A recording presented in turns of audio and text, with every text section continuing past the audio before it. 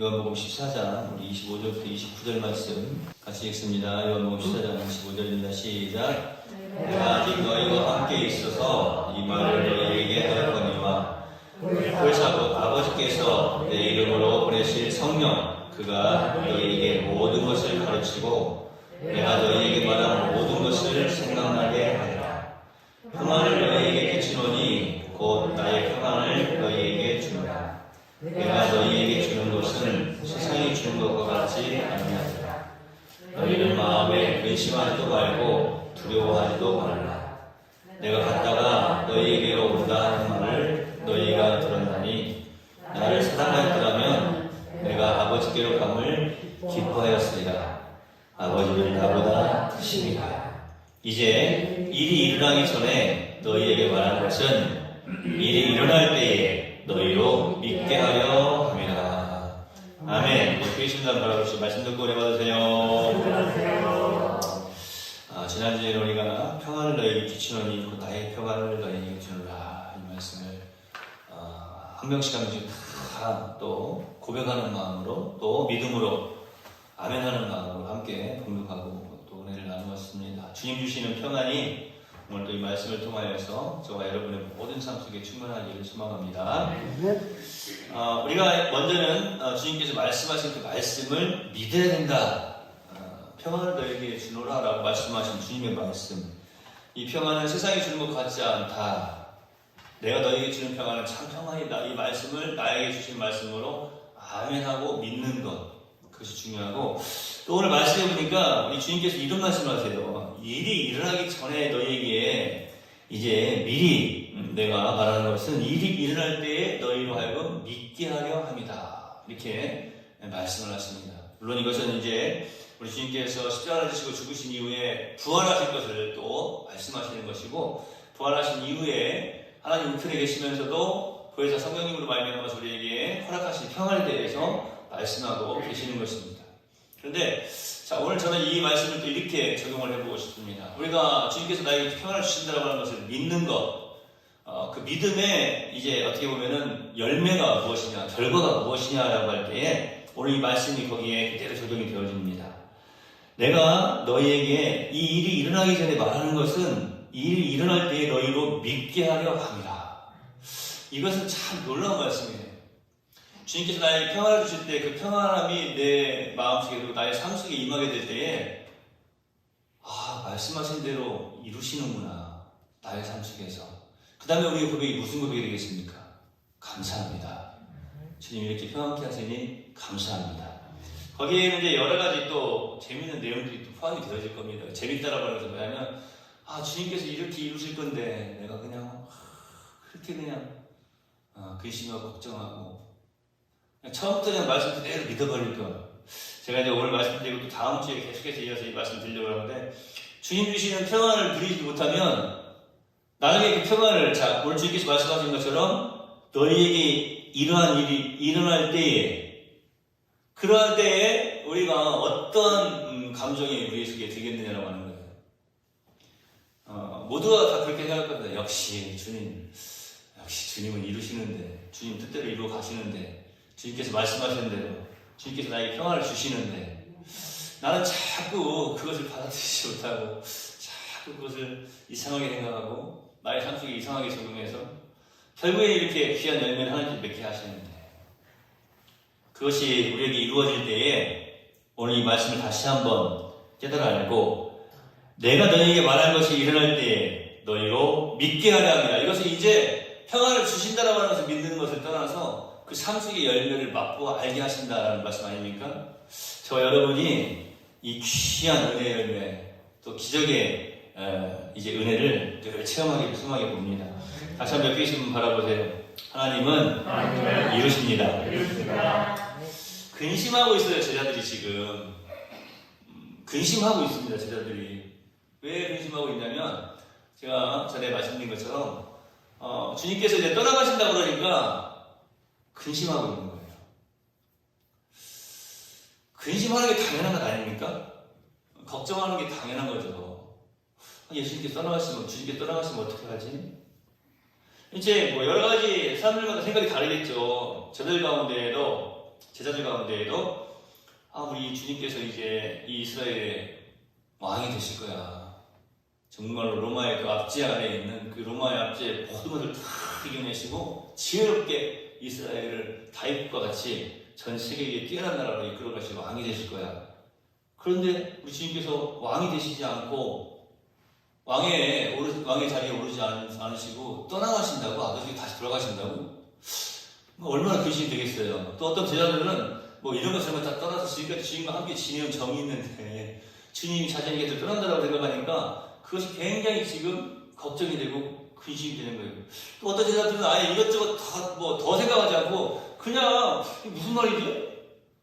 주님께서 지금 무슨 말씀 하시는 거지? 그것을 이해하지 못하여서 지금 마음에 근심이 있는 자들도 있을 것입니다. 하여튼 사람마다 근심하는 내용이 다 다르죠. 그런데 그 근심하는 제자들에게 주님이 마음에 근심하지 말라고 하셨어요. 제가 며칠 전에 이 3일 전에 이 요한복음 말씀을 가지고 평안에 대해서 쭉 강론을 하면서 그런 말씀 좀 드리지 않았습니까? 주님이 주시는 평안은 참 평안이다. 그렇기 때문에 사람들은 다 다르게 생각해요. 사람들은 다 근심이 달라요. 사람이 다 다르니까 근심이 다르기 때문에 다 다른 근심들을 하고 있는데 주님이 주시는 평안은 참 평안이다. 그 말씀의 그 깊은 또 의미를 찾아보면 무엇입니까? 각 사람에게 주시는 참 평안이에요.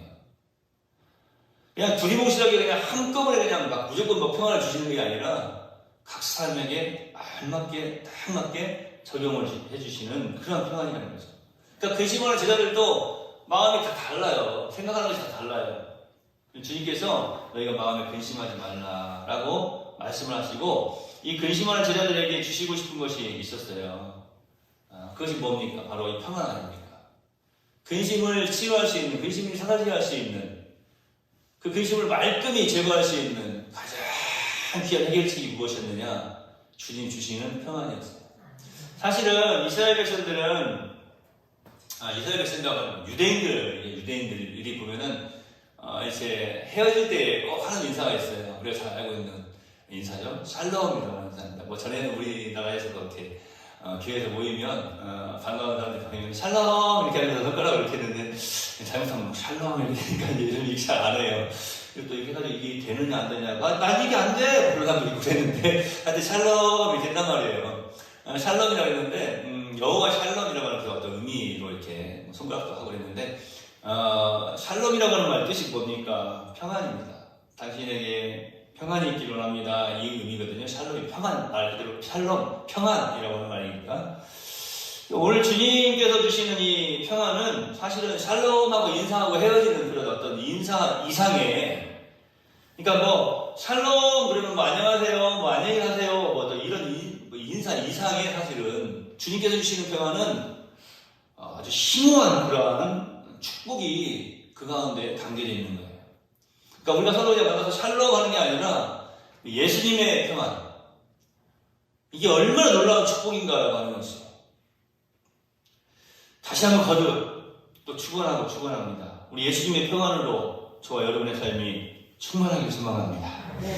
사실은 이 평안은요, 성령님께서 이 땅에 오심으로 말미암아 이 평강의 축복이 시작되어지는 겁니다.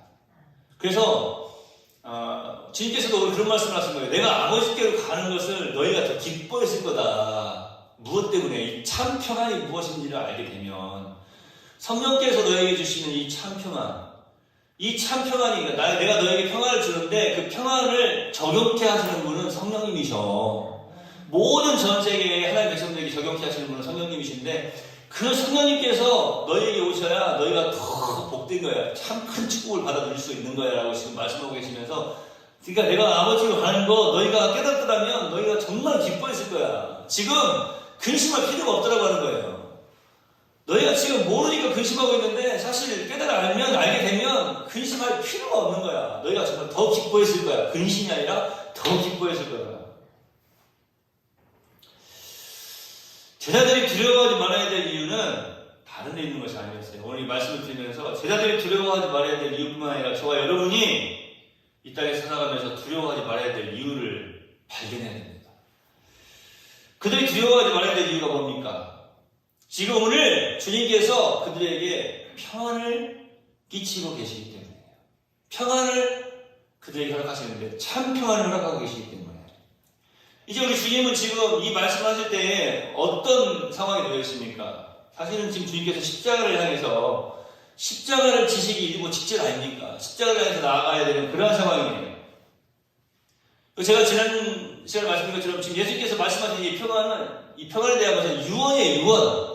어떻게 보면 십자가 지시기 전에 샬롬, 주님께서 유언하신 것이 이 평안입니다. 여러분, 주님께서 유언하신 이 내용이 효력이 있다라고 하는 것이 무엇 때문이라고요? 주님이 죽으셨기 때문이에요. 그러니까 참 평안을 너희에게 주노라라고 하는 것이 유언이 되었는데 주님이 죽으심으로 그 유언이 확실하게 이루어졌다고 하는 거예요. 그리고 성령님께서 이 땅에 오심으로 말미암아서 어떻게 됐습니까? 그것이 이제 더욱더 분명하게 주의 백성들에게 또 그 말씀을 믿는 성도들에게 적용이 되어지고 있다고 하는 거예요.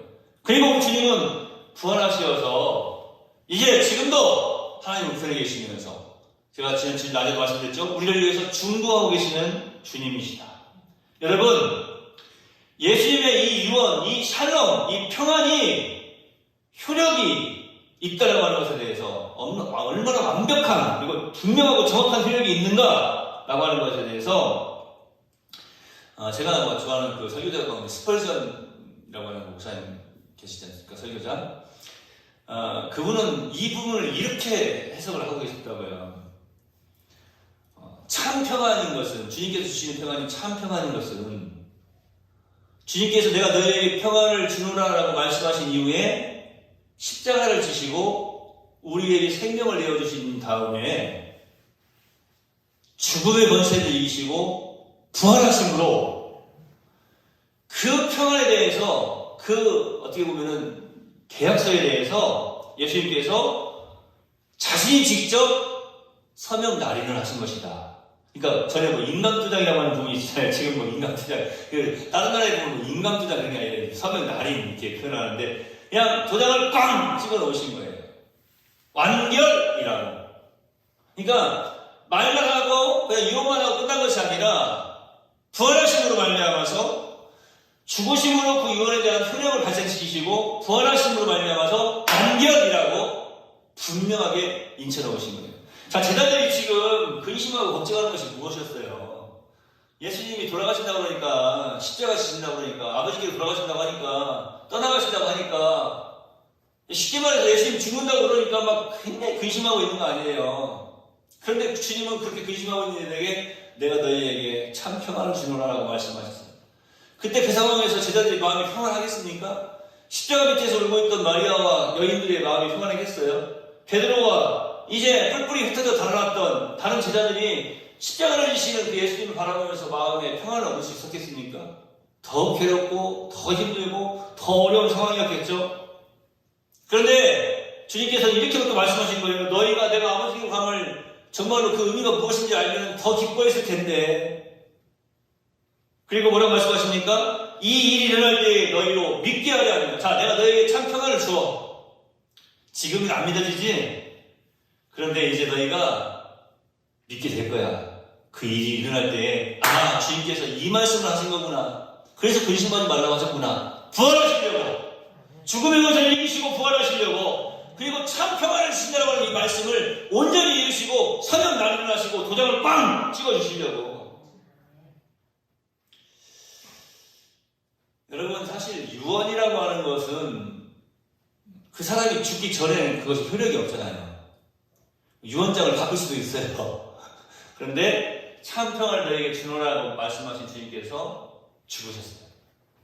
그래서 효력이 발생된 거예요.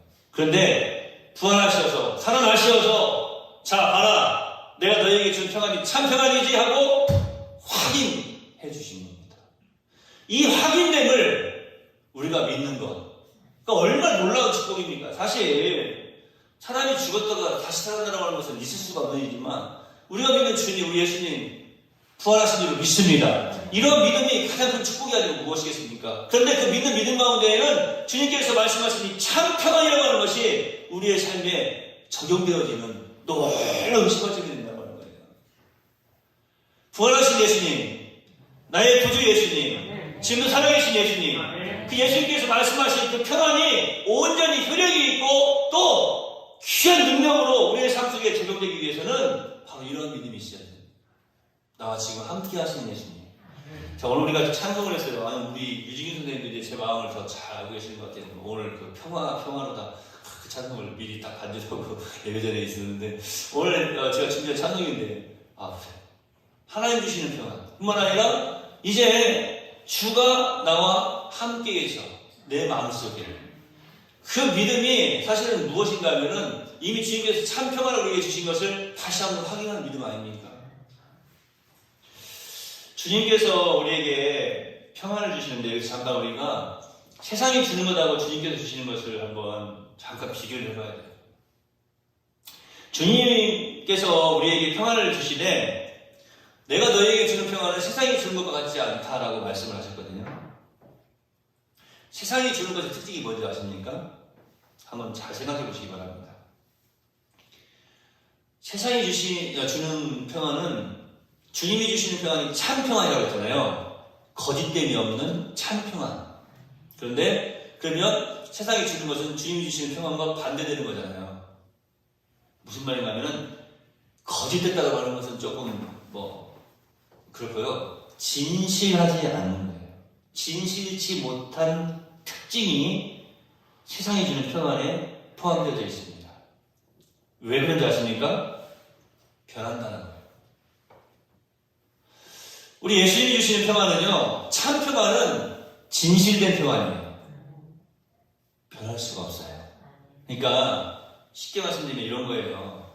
세상의 그 어떤 상황이나 어떤 여러 가지 어떤 환경들에 의해서 어떤 조건들에 의해서 변할 수가 없다라고 하는 거예요. 이 참 평안을 누린 사람이 우리가 잘 알고 있는 것처럼 바울 아닙니까? 바울이 빌립보서를 이제 옥중서신으로 기록을 할 때 그가 지금 어디에 있었다고 그랬죠? 감옥 안에 있었어요. 감옥 안에. 제가 감옥 잠깐 지금 설명 안 드려도 여러분 직접 봐야 돼요. 제가 이야기만 해봤자 그렇게 조금 힘들고 어려운 불편한 곳이구나 이렇게밖에 생각이 안 돼요. 근데 정말 그런 감옥을 한번 보셔야 진짜 끔찍하다 이런 곳에서 어떻게 하루도 못 살겠다 이렇게 생각할 정도로 끔찍한 곳인데 그곳에서 평안에 대해서 말씀을 하고 있어요. 항상 기뻐하라. 내가 다시 말하노니 기뻐하라. 이렇게 말씀하고 있어요. 주 안에서 항상 기뻐하라. 내가 다시 말하노니 기뻐하라. 이렇게 말씀하고 계시는 거예요. 그러니까 주변의 어떤 상황이나 환경, 어떤 조건들 이런 것이 주님께서 주신 평안을 빼앗아갈 수 없다고 하는 것을 분명하게 보여준 사람이 바로 바울이에요. 심지어는 질병 앞에서도 매를 맞으면서도 여러 가지 환난을 당하면서도 결코 내 안에 있는 주님 주신 평안을 빼앗아갈 수 없다라고 담대하게 고백하고 있는 사람. 근데 그게 고백할 수밖에 없잖아요. 왜요? 예수님이 주신 평안이기 때문에. 그래서 진실된 거예요. 그런데 세상이 주는 것은 변해요. 진실하지 못합니다. 세상이 주는 평안, 남보다 어떤 많은 것을 소유함으로 누리는 것들 아니겠습니까? 예를 들어보면 물질을 많이 소유했다. 돈을 많이 벌어서 돈을 많이 가지고 있다라든지 명예, 권력도 마찬가지예요. 남보다 많은 것을 소유하면 사실 평안할 줄로 압니다. 제가 이 말씀을 준비하면서 요즘 이제 전 박근혜 대통령이 이제 대구로 내려가지 않았습니까? 그런데 감옥에 가가지고 그 이야기를 했던 것이 자꾸 떠올랐어요. 내가 이러려고 대통령이 되었나 하는 생각이 든다고 그런 이야기를 했잖아요. 그렇구나. 대통령이라고 하면 최고의 권력자라고 생각하고 최고의 명예라고 생각했는데 최고의 권력자, 최고의 명예도 탄핵으로 인해서 한순간에 물거품이 될 때 세상에 명예나 권력뿐만 아니라 물질도 마찬가지 아닙니까? 여러분 이러한 것들은요 진정한 평안이라고 말할 수가 없는 거겠죠. 사실 이런 표현을 합니다. 이러한 것이 진정한 평안이라고 생각하는 사람은 마치 갈증을 해소하기 위해서 계속해서 바닷물을 들이키는 사람과 같다라는 거예요. 막 죽을 듯이 타오르는 그 목마름을 해소하기 위해서 바닷물을 먹으면 일단은 시원하지만 바닷물을 먹으면 먹을수록 더 큰 갈증을 그리고는 죽음에 이르게 되는 그러한 상황을 맞이하게 되지 않습니까? 세상의 것들은 소유하면 소유할수록 더 욕심이 생기고 그리고 그만큼 더 불안이 가중되는 거예요. 그런 의미에서 볼 때 이 소유, 내가 가지고 있는 어떤 내가 소유하는 이 소유는요, 평안하고는 무관한 거예요. 많이 소유하면 소유할수록 평안하다? 그럴 수 없다고 하는 거예요. 참 아이러니하죠. 참 이게 이상한 일이에요. 내가 무엇인가를 소유하면 진짜 큰 평안을 얻을 것 같아요. 그런데 이상하게도 소유와 평안은 무관한 거예요. 물론 남보다 좀 더 많은 것들을 소유하고 있으면 어떻게 보면 약간의 어떤 편리함은 있겠죠. 당연히 있겠죠. 그러나 그것이 진정한 평안을 주지는 못한다라고 하는 것입니다. 세상이 주는 평안은요, 피상적이고 일시적이고 그리고 상대적입니다. 어떻게 보면 그 평안은 도피의 평안이에요. 문제를 도피하는 평안이고 사건을 직면해 나가려고 하지 않는 그런 도망치는 평안. 지나고 나면 오히려 더욱 불안이 가중되는 것입니다. 그러나 우리 주님께서 주시는, 예수 그리스도께서 주시는 평안은 다릅니다. 우리 예수님께서 주시는 그 평안, 우리 예수님께서는 당신의 사람들을 진실로 사랑하는 마음에서 효과적으로 넘치도록 당신의 인격을 희생하시면서 십자가의 고난을 다 짊어지시면서까지 허락하시는 평안이에요. 제가 조금 전에 말씀드렸던 예수님께서 죽으셔야 효력이 있는 유언, 그리고 십자가를 지시고 고난을 다 감당하시면서 죽으신 이후에, 생명 주신 이후에 부활하심으로 그 참 평안에 대한 그 효력을 꽝 도장을 찍어주시고 온전한 평안을 주시는 그 주님, 그 주님의 희생, 그 주님의 사랑, 넘쳐나는 그 은혜로 말미암아 허락하시는 평안, 이 주님이 주시는 평안은 모든 것을 극복하고 승리하게 하시는, 그리고 승리하여서 이미 이루신 평안을 우리에게 부여해 주시는 거예요. 그러니까 주님이 주시는 평안이 참 평안인데 그 주님 주시는 평안을 받아 누린 사람은요, 온전한 승리를 맛볼 수밖에 없는 거예요. 그 기쁨을 맛볼 수밖에 없는 거예요. 왜요? 이미 온전한 승리, 참 평안을 이제 주님께서 우리에게 허락해 주시기 때문에, 주님께서 주신 참 평안을 우리에게 나누어 주시기 때문에, 세상은 그러한 참 평안을 소유하고 있지 않습니다. 그렇기 때문에 우리에게 나눠줄 수가 없는 거예요. 그러나 우리 주님께서는 이렇게 말씀하십니다. 내가 너희에게 평안을 주노라. 세상이 주는 것과 같지 않은, 진실치 않은 그런 평안이 아니라 참으로 진실된 평안, 온전한 평안을 너희에게 허락해 주노라.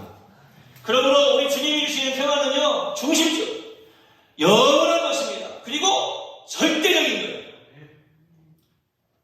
좀 전에 말씀드린 것처럼 여러분, 세상의 어떤 환경이나 그 어떤 상황 속에서도 변함없는 이 주님의 놀라운 은혜와 이 사랑에서 공급받는 이 평안, 지금 누리고 계십니까?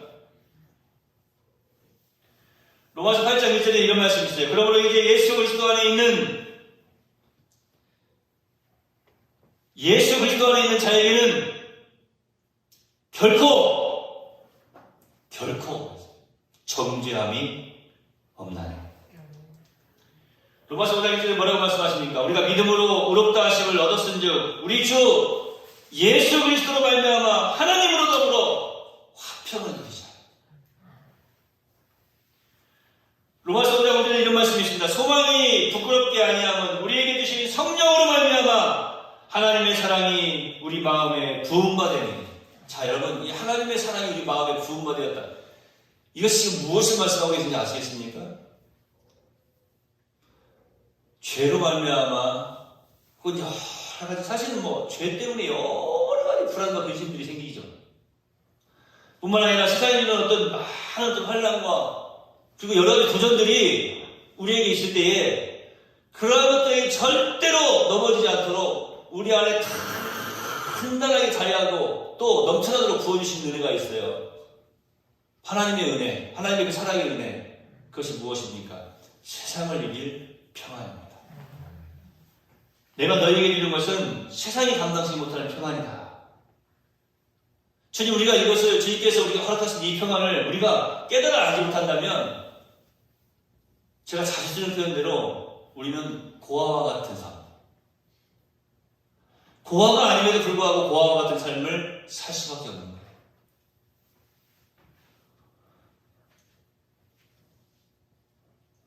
나를 사랑하였더라면 이제 일이 일어나기 전에 너희에게 말한 것은 일이 일어날 때에 너희에게 믿게 하려 함이라. 지난 시간에는 우리가 참 평안을 너희에게 주노니 끼치노니 곧 나의 평안을 너희에게 주노라, 이 말씀을 함께 고백하고, 너희는 마음에 근심하지 말라, 하나님을 믿으니 또 나를 믿으라, 이 말씀을 다시 한번 계속 되새기지 않았습니까? 이제 오늘 이 말씀이 우리에게 적용되게 하시고 확증을 주시는 말씀이 또 여기 있습니다. 너희에게 말하는 것이 일어날 때에 너희로 믿게 하려 함이라. 이것은 앞에서 주님께서 나에게 참 평안을 주셨다고 하는 것을 믿는 그 믿음과는 또 다른 거예요. 우리의 삶 속에서 적용되어지고 열매 맺는 것을 의미하는 것입니다. 이 귀한 평안의 열매를 저 여러분이 주렁주렁 맺으며 살아가기를 예수님의 이름으로 축원합니다. 기도하겠습니다. 하나님, 감사합니다. 성경에 기록되어 있는 참 평안만을 우리가 읽고 그냥 우리 입술로만 고백한다면 그것이 무슨 소용이 있겠습니까? 너무나 놀랍게도 이제 일이 일어나기 전에 너희에게 말한 것은 일이 일어날 때에 너희로 믿게 하려 함이라. 이 귀한 말씀으로 우리에게 참 평안, 주님 주신 참 평안을 확증하여 주셨습니다. 주님, 더욱더 이 귀한 믿음, 아니 우리의 믿음 이상으로 주님께서 허락하신 귀한 은혜를 우리의 모든 삶 속에서 잘 적용하고 아름다운 평안의 열매를 주렁주렁 맺어가는 우리 내월 성도들이 다 되도록 인도해 주시옵소서. 모든 상황 속에서 주님 주시는 평안은 진실된 참 평안입니다. 세상이 주는 것으로 혹은 어떤 소유로 말미암아서 세상의 것으로 말미암아서 내가 참 평안을 누리려고 했다면 주님이 이 어리석은 자를 용서하시고 이 교만한 자를 용서하시고 오늘 이 말씀대로 주님 주신 참 평안을 믿음으로 아멘하며 고백하며 받아들이며 나의 것으로 삼고 귀한 열매를 맺는 우리 내월 성도들이 다 되도록 인도해 주시옵소서.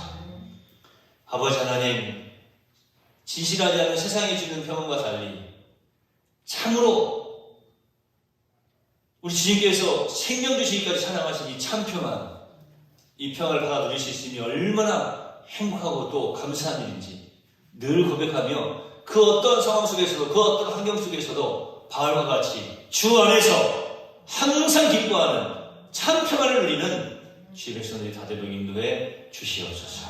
예수님의 이름으로 거룩하신 아버지 하나님께 기도하옵나이다. 아멘. 하늘에 계신 우리 아버지여, 이름이 거룩히 여김을 받으시오며 나라의 마옵시며 뜻이 하늘에서 이룬 것 같이 땅에서도 이루어지이다. 오늘날 우리에게 일용할 양식을 주옵시고 우리가 우리에게 죄 지은 자를 사하여 준 것 같이 우리 죄를 사하여 주옵시고 우리를 시험에 들게 하지 마옵시고 다만 악에서 구하옵소서. 그 나라와 권세와 영광이 아버지께 영원히 있사옵나이다. 아멘.